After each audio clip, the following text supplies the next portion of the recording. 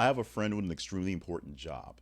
She's the mother to three beautiful children, and that is the most important job to her. Now, what she has to do to make sure she takes care of those three beautiful children is work, and she works a lot to make sure they have everything they need. But as her most important job of being the mother to three beautiful children, she also realized that the most important thing she can do is take care of herself. What does she do to kind of do that? At some point in time, she was feeling a little tired and feeling just kind of not there. So she picked up bodybuilding. Why?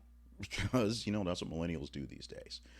Essentially, somebody was watching. Someone was watching her and decided to give her some pointers, to give her some tips, and then eventually offer her a chance to actually train for a bodybuilding competition, which she obviously, because she's such an awesome person, knocked out of the park in the first time and won, came in place fairly well in a competition. But she had to do something. Now, she's not taking over as Miss Olympia as her new job, but what she did was something very simple. She knew what her priorities actually were and knew how to manage her priorities. Her priorities are her children, making sure her children are taken care of. And to take care of them, she has to work, but also to take care of herself so that she can work to take care of her children. She needed something to basically balance herself out. Bodybuilding became a semi obsession because her kids are a real obsession, but bodybuilding became something to focus on to clear her mind, find some solace, and actually have some fun.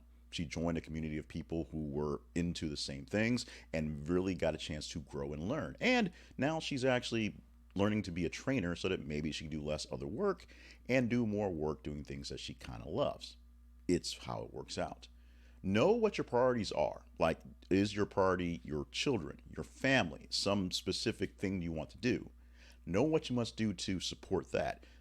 Do you have to work really hard to make sure your kids get into good schools? Do you have to work a little less to make sure you spend time with your elderly parents? Figure out what those things are and what you must do to maintain that. And the actual most important thing, just like the overused analogy of putting the mask on yourself first in the plane, is what's going to take for you to maintain that thing to go forward. If you desire a certain style of life, but you need to spend more time with other people because of whatever reasons, and that means working less, you need to find a way to actually maintain that level of security for yourself so you don't lose that out there. If it requires you working more, being stressed out, you need to find some way to de stress yourself so you're not out there blowing up. This is something that I've learned extensively during my time where I've had too many weird, real stressors come up and just get in the way and not focus on things that were important, i.e., if I said my family was important, but I worked too much, or if I said a project was important, but I was focused on some other distraction that really wasn't there because someone was maybe paying more or said that was more important, it comes there. It boils down to what's the most important thing in your life, what do you want to take care of, and how do you maintain that balance so you don't go nuts. For my friend, she started working out. Exercise is a great way to balance out, and it turned into something that was a greater thing for her. For you, what is it?